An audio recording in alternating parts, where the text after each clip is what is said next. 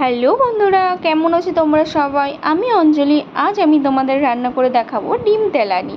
প্রথমে আমি কড়াই গরম করে তাতে পরিমাণ মতন তেল দিয়ে গোটা গরম মশলা, তেজপাতা, শুকনো লঙ্কা ফোড়নে দিয়ে একটা বড় গোটা পেঁয়াজ কুচি কুচি করে কেটে তেলের ওপর দিয়ে দিয়েছি। এবার আমি 3 কোয়া রসুন তেলের ওপরে দিয়ে দিয়েছি থেতো করে, আর হাফ ইঞ্চিরও কম আদা থেতো করে তেলের ওপর দিয়ে দিয়েছি।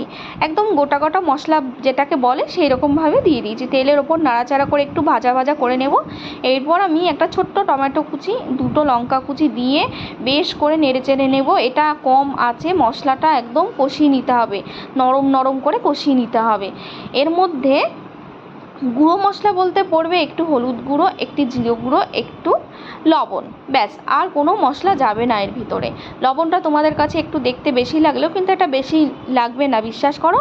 এটাতেই আমার তরকারিটা রান্না হবে, যেহেতু টমেটো আছে আর ডিমটা ভাজতে একটু তেল লাগবে না, ডিমটা ভাজতে একটু লবণ লাগবে না, সেহেতু ডিমটার জন্য আমার এই লবণটুকু বেশি দিতেই হবে।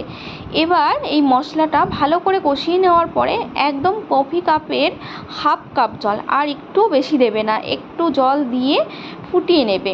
একটু ফুটে উঠলে আমি এটা 3টে ডিমের জন্য রেডি করেছি মশলাটা।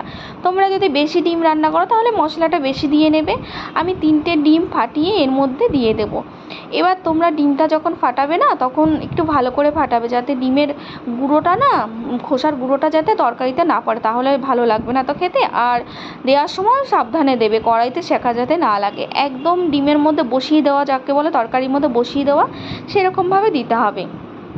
আমি 3টে ডিম ভালো মতন বসিয়ে দিয়েছি। দেখো, এর মধ্যে মনে হচ্ছে ডিমের পোঁচ লাগছে, একদম ছড়িয়েও যায়নি, ছিটিয়েও যায়নি। ডিমগুলো দেওয়ার পরে আমি এর মধ্যে আরেকটা মশলা অ্যাড করব।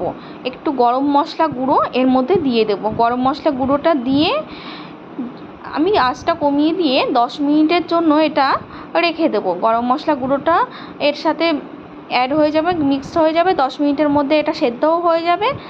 একদম পারফেক্ট রেসিপি, তোমরা খেয়ে দেখবে একবার ডিম তেলানি। সুস্বাদু একটা রেসিপি, অসাধারণ খেতে লাগে। এত কম মশলায় এত অল্প সময়ের একটি রান্না এত অসাধারণ লাগে। আমি এক খুন্তি দিয়ে কেটে কেটে দেখছি যে ডিমটা সেদ্ধ হয়েছে না। ডিমটা একদম পারফেক্ট রান্না হয়েছে। ডিমটা এবার আমি নামিয়ে নেব, নামিয়ে পরিবেশন করব। তোমরা একবার বাড়িতে ট্রাই করো।